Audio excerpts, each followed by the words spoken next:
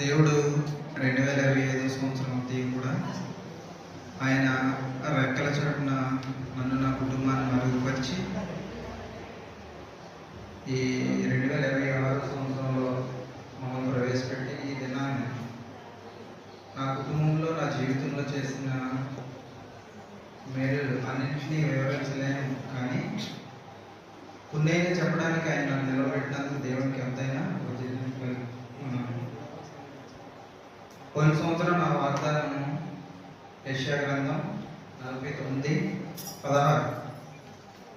యెషయా గ్రంథం 49:16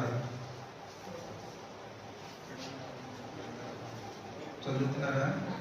చూడము నా చేతి మీదనే నేను చెప్పి దేవుడు ఆ వాగ్దానం చేసినప్పుడు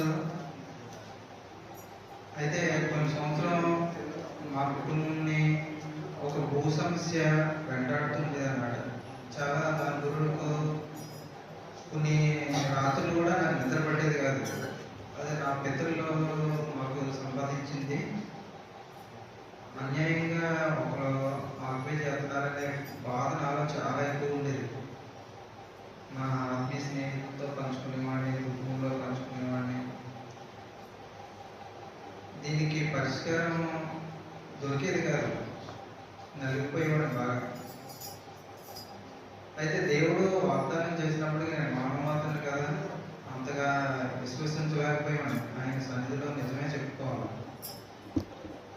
అయితే నేను ఎంత నమ్మదగిన వాడిని అయినప్పటికీ దేవుడు నమ్మదగిన వాడే ఉండి ఆ భూ సమస్యని అదే నాకు అనుకూలంగా క్లియర్ కాలేదు, కానీ నాకు అనుకూలంగా దేవుడు చేసి పెడుతూ వచ్చాడనమాట.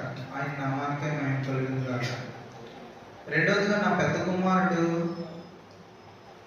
అటుకి దసరా పోయిన దసరా సెలవులకి అమ్మమ్మ ఇంటికి పంపించినప్పుడు అది బాగా కోల్డ్ ఎక్కువైపోయి ట్రాన్స్లో పెద్దగా అయిపోయి లోపల ఇన్ఫెక్షన్ అయిపోయింది.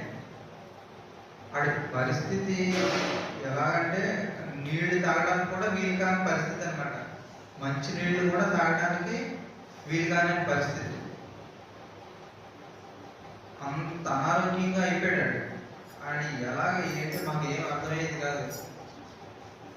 ఆ అమ్మమ్మలో హాస్పిటల్కి తీసుకొని వెళ్ళారు. వాడు మామూలుగా ఉన్న పరిస్థితికి అతను ఇచ్చిన మెడిసిన్ పవర్ అస్సలు ఏం పనిచేసేది కాదు. అయితే దేవుడు ఎలా నడిపించాడో మరి వేరే హాస్పిటల్ మా మామయ్య గారు తర్వాత రాజకుమార్ కూడా అక్కడికి వెళ్ళేసరికి ఇద్దరు కలిసి తీసుకెళ్తే